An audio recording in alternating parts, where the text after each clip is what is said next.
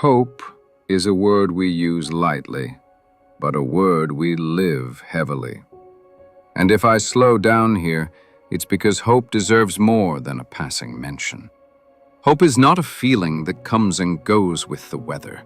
Hope, real hope, is a discipline. It is something you practice, something you choose, something you return to, even when disappointment has taken a seat in your heart. Many people believe hope belongs only to the cheerful, the lucky, the untouched by pain. But I have learned, through long nights and heavy days, that hope is most alive in those who have every reason to give up, and yet refuse to do so. Hope is not optimism. Optimism says, things will get better. Hope says, even if they don't, I will stand. And that kind of hope takes training. During the movement, there were moments when despair knocked loudly at our door. Moments when progress felt painfully slow. When setbacks arrived faster than victories. When it seemed easier to sit down than to keep marching forward. But hope, disciplined hope, would not let us rest in despair.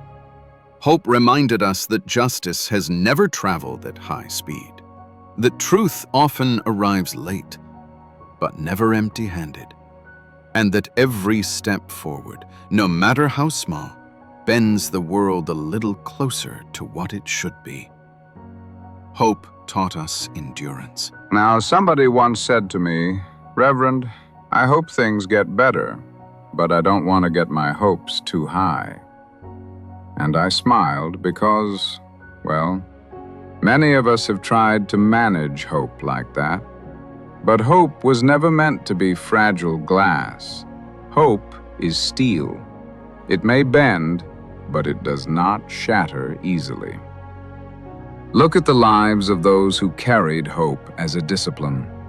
Look at Abraham Lincoln, who held a fractured nation together with faith in a future he would never see completed.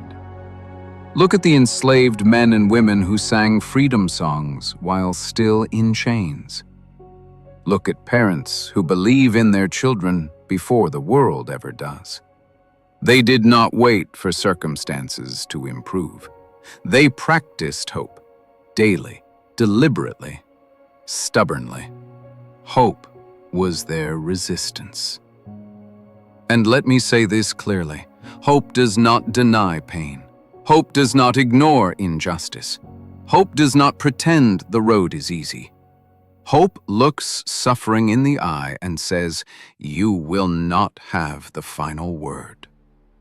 To hope as a discipline means waking up and choosing faith over fear, choosing effort over exhaustion, choosing light even when the night lingers. So if you feel tired today, practice hope. If the road feels long, practice hope. If disappointment has tried to settle into your spirit, practice hope anyway. For hope is not the reward at the end of the journey. It is the strength that keeps you moving. Train it, guard it, return to it. Because a disciplined hope can outlast despair, outwalk injustice, and outlive every dark season it encounters. Practice hope, and watch how the future begins to open.